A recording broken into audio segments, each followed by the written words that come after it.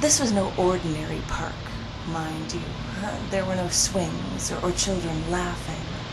There were different children there. There was recreation, tennis, the pool, and amazing streets for bicycles and long walks surrounded by rows of prefabricated homes, each with their own little palm tree in the driveway.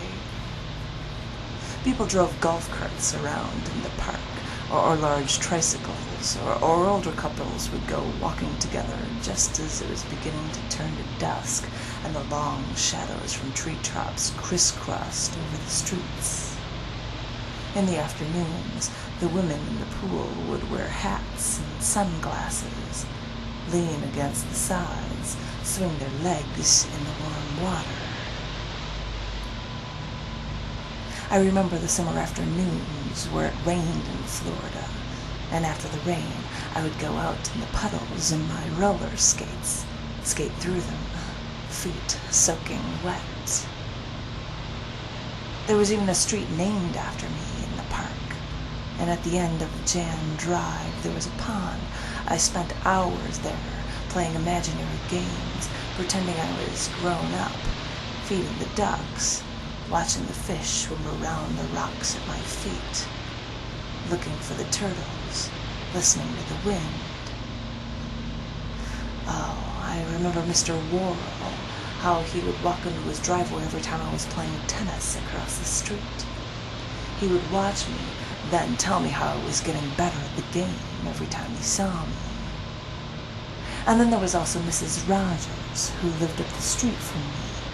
She saw me riding my bicycle there one day just before Halloween.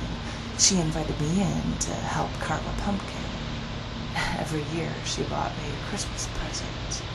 The sweetest woman. The most beautiful woman. And there was Ira and Betty Wiggins, who lived on the next street, Sand Drive, with a sign in front of their home that said, "The Wiggins Wigwam." They had a hammock on their porch, and art so beautiful, so colorful on the walls. They lived in Panama for years. He used to be a doctor. So many things he collected from all their travel. They both saw so much. They both loved to love. Once they saw me, and they asked if I wanted to catch a lion. They then went to the side of the road, and with a spoon, pulled up an antlion from the top of a sand hill. So many secrets. Every night Ira would be found with a cue holder decorated with Panamanian art at the pool table, playing my father or another man who died years ago. I remember that man telling me that when I was younger, he would watch me on Easter Sunday, me in a pastel dress, by myself, spinning, dancing in the streets. He remembered me dancing. This was his memory, how he thought of me. And I remember the McKinleys, Pete and Lindy, other beautiful pairs who had talked about Mexico and all of the places they had gone, all the things that they had seen. So many times I would visit them just to hear them talk. And Pete would try to stump me with an intellectual riddle every time I sat with him. He would ask me about astronomy, what I had learned in my classes since the last time I visited the park. Sometimes they would take me to their country club, play on tennis courts made of clay. How strange it felt on my feet through my tennis shoes. It was like another world there. The park was where I spent my Christmases, my Easters. I remember swimming in the pool a week shy of my 13th birthday when my parents told me then that I was going to be an aunt.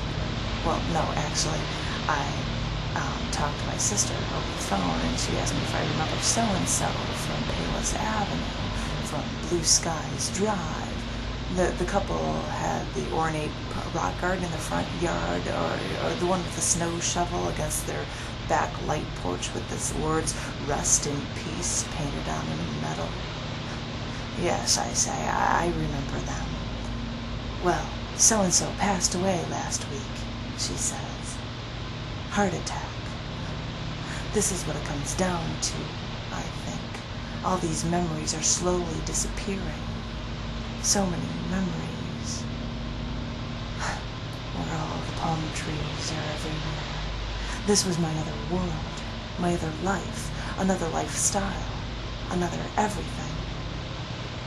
This was not an ordinary park, but the people there were so much smarter and still so full of life. So much to teach, so little time.